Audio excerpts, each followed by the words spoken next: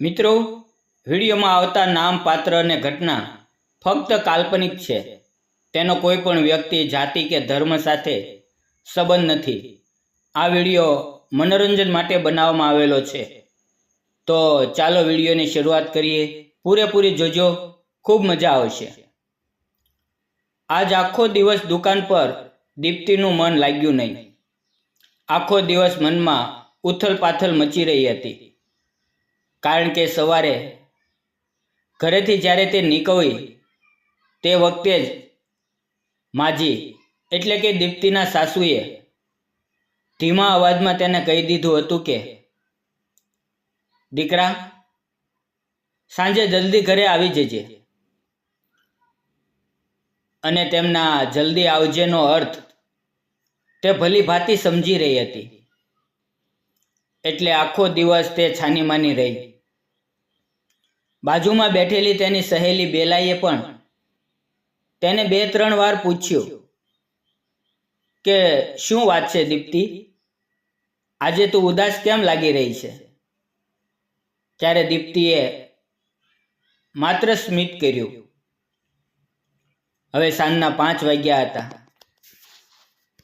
ત્યારે દીપ્તિએ બેલા અને પોતાની સહેલી પ્રજ્ઞાને દુકાનની જવાબદારી સોંપી અને તે ઘરે જવા નીકળી ગઈ. ઘરે પહોંચતા જ અંકુર દોડતો દોડતો આવી તેના પગ સાથે ચોંટી ગયો. માજીએ તેને ચા આપી અને તૈયાર થવાનું કહ્યું.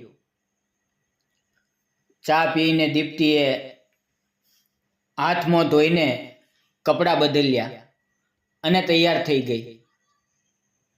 માજીએ જબરદસ્તી તેના ગળામાં ચેન પહેરાવી અને માથે બિંદી લગાવી દીધી. નક્કી કરેલા સમયે વિનય અને તેના માતા પિતા દીપ્તિને જોવા આવી ગયા. દીપ્તિ તો તેને ફોટામાં જ જોઈને પસંદ પડી ગઈ હતી. આજે તો વાત લગભગ પાકી કરવા અને લગ્નનું મુહૂર્ત કાઢવા આવ્યા હતા. વિનયની માતાએ શગુન આપી દીપ્તિને એક રીતે તેમની વહુ બનાવી લીધી. દીપ્તિની આંખોમાં પાણી આવી ગયું. એક સમય એવો પણ આવ્યો હતો જ્યારે માજીએ શગુન આપી દીપક માટે તેનો સ્વીકાર કર્યો હતો. ત્યારે તેના મનમાં કેટલી ઉમંગો હતી. નવા જીવનમાં પ્રવેશવાની ખુશી, નવા પરિવાર સાથે જોડાવાનો આનંદ. પણ આજે એ બધું ફરી થઈ રહ્યું હતું.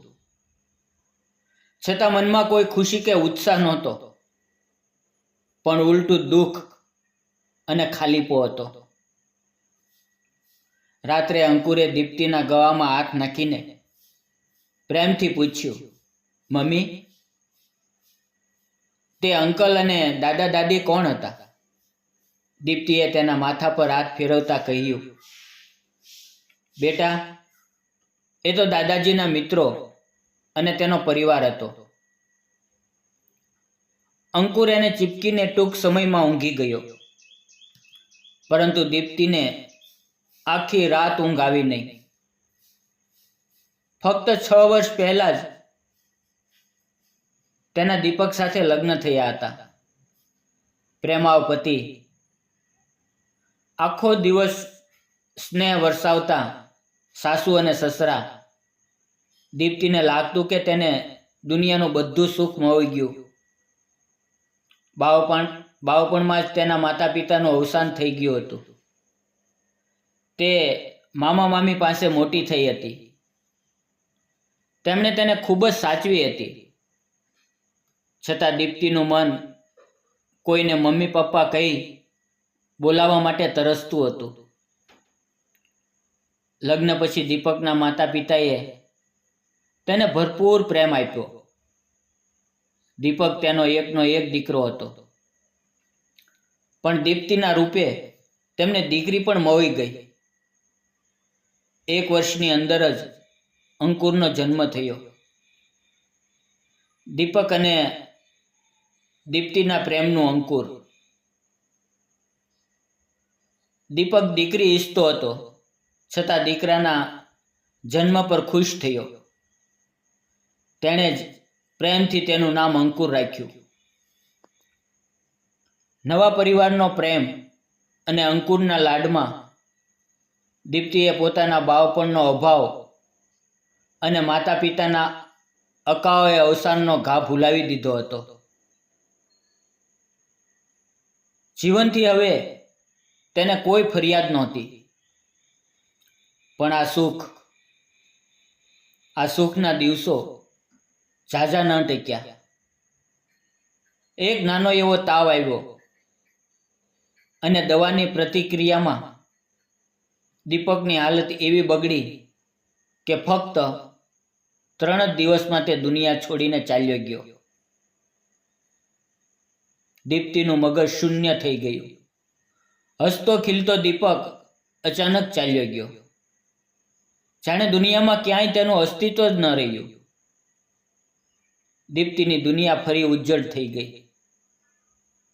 નાનો અંકુર તો ફક્ત 2.5 વર્ષનો હતો.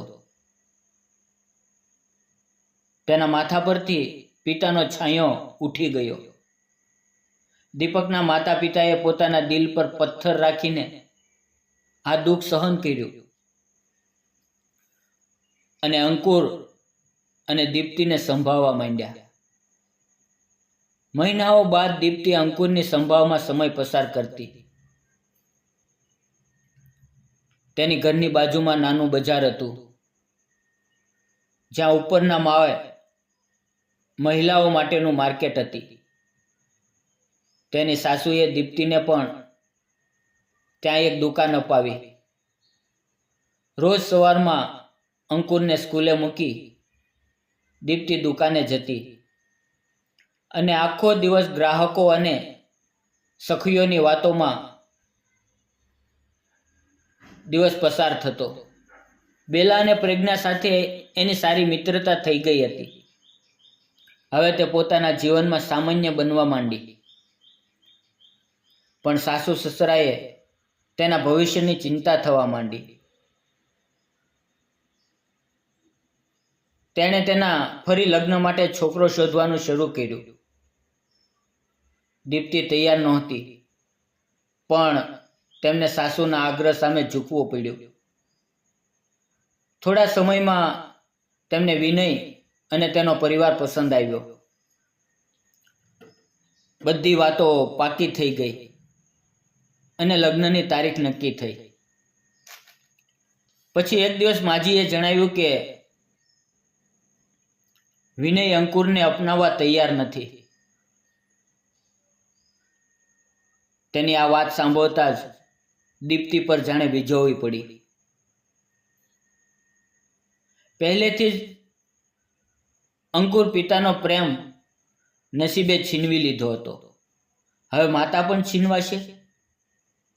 દીપ્તિએ સ્પષ્ટ કહી દીધું, હું આ લગ્ન નહીં કરું. હું અંકુરથી અલગ નથી રહી શકતી. માજીએ તેને સમજાવી કે એક દિવસ વિનય અંકુરને અપનાવી લેશે. દીપ્તિ અંતે તેનું માન રાખીને માની ગઈ. 15 દિવસ પછી એક સરળ વિધિમાં દીપ્તિ અને વિનયના લગ્ન થઈ ગયા. થોડા દિવસ તેઓ સાથે રહ્યા, પછી પાછા દિલ્હી પોતાના ઘરે જતા રહ્યા. વિનય સમજદાર, પ્રેમાળ અને ધ્યાન રાખનાર જીવનસાથી સાબિત થયો. પરંતુ દીપ્તિના મનમાં હંમેશા ખટકતું કે કાશ વિનય અંકુરને પણ પોતાના દીકરા તરીકે સ્વીકારી લે. દીપ્તિ જ્યારે દુકાને જતી ત્યારે બપોરે અંકુર સાથે થોડો સમય વિતાવતી.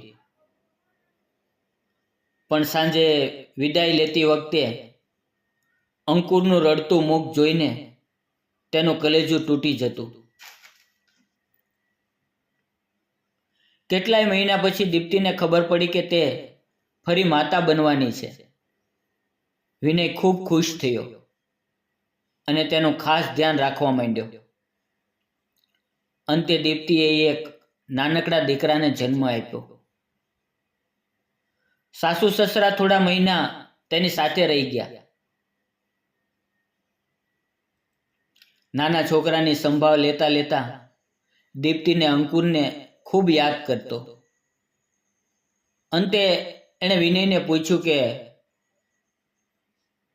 હું થોડા દિવસ માતાના ઘરે જઈ આવું.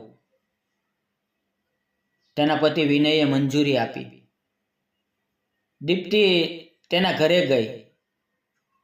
દીપ્તિ દિવસનો મોટો ભાગ અંકુર સાથે વિતાવતી. મહિનાઓ પછી અંકુર રાતે તેની બાજુમાં ઊંઘ્યો. દીપ્તિની મમતા તૃપ્ત થઈ ગઈ. હવે દીપ્તિના વિના વિનયને ઘરમાં સન્નાટો લાગવા માંડ્યો. એને ખ્યાલ આવ્યો કે જો એને ફક્ત 5 દિવસ પોતાના દીકરાથી દૂર રહીને એટલો ખાલીપો લાગે છે તો દીપ્તિ તો આખું વરસ અંકુરથી કેવી રીતે દૂર રહી છે. એની આંખોમાં આંસુ આવી ગયા. બીજા જ દિવસે એ દીપ્તિના ઘરે આવી ગયો. અંકુરને ખોરાક ખવડાવતી દીપ્તિના ચહેરા પર માતૃત્વની ઝગમગાટ જોઈને વિનયને ખ્યાલ આવ્યો કે એણે કેટલી મોટી ભૂલ કરી છે. એણે કહ્યું, ફક્ત મમ્મીને નહીં બેટા, તમને પણ ઘરે લેવા આવ્યો છું. હવે તમે પણ મમ્મી સાથે જ રહેશો. અંકુર ખુશ થઈ ગયો અને બોલ્યો, સાચું અંકલ? વિનયે કહ્યું, અંકલ નહીં બેટા, પપ્પા બોલો બેટા. હું તમારા પપ્પા છું. દીપ્તિ આશ્ચર્યથી વિનયને જોતી રહી. વિનયે કહ્યું, મને માફ કર દીપ્તિ, હું ખૂબ સ્વાર્થી હતો. આજે મને સમજાયું કે મેં એક માને તેના સંતાનથી અલગ રાખવાનો કેટલો મોટો ગુનો કર્યો. મિત્રો, વાર્તા પસંદ આવી હોય તો વિડીયોને લાઈક, ચેનલને સબસ્ક્રાઈબ અને એક નાની એવી કોમેન્ટ જરૂર જણાવજો, જેથી અમને તમારા વિચારો જાણવા મળે. ફરી મળશું આવતીકાલે એક આવા જ નવા વિડીયોની અંદર. ત્યાં સુધી આવજો અને વિડીયો પૂરો જોવા બદલ આપ સૌ મિત્રોનો દિલથી ખૂબ ખૂબ ધન્યવાદ મિત્રો.